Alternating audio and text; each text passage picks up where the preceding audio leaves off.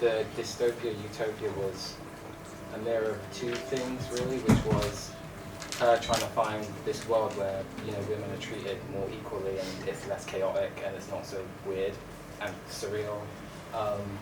But also, dystopia is also something that's almost so far away that it doesn't seem believable, but it's something that you can still hope to get to.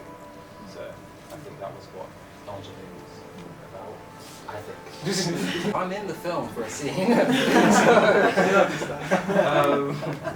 I think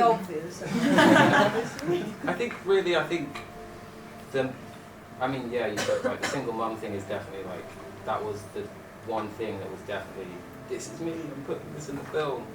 But everything else I think is really the film itself, the feeling of the film, the music of the film, the people in the film and how it's shot and when it cuts, because we planned all that stuff so carefully so that it would be very specific about how you felt in a given moment. I think that's like the most of me that's in the film. As a director, I think that's what you want to do anyway. You want to craft it in the way that's true to you.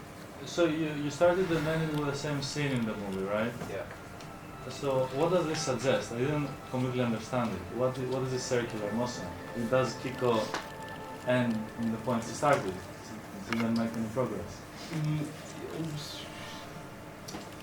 There's some progress, but you know, you ever heard that time is a flat circle?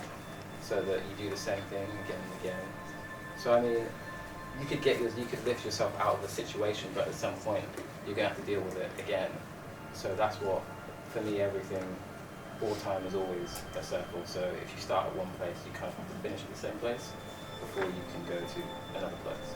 So for me, that scene is the whole movie in one scene. It's all about that. It's all about her getting out of the room and seeing the nature symbolizes something more than that, something freer. And so the idea that she could just look at the door and think of a way out is still something better than, you know, being inside the water and being pressured and hating life. So yeah, that was, I don't know if that answers the question though. It's very interesting.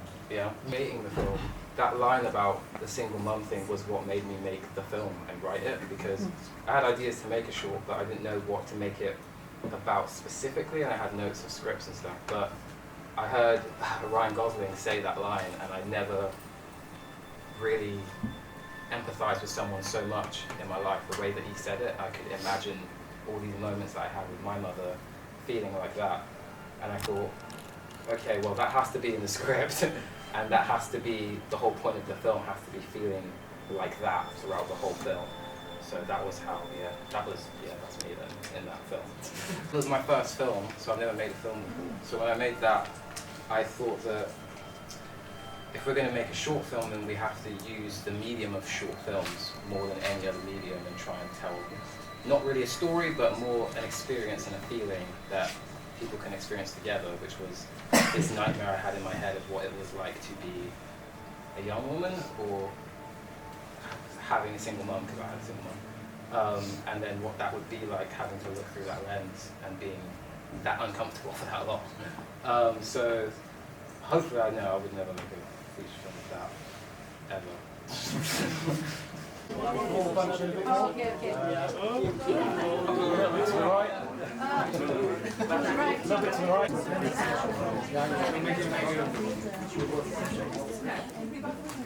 One more. Okay. Thank you.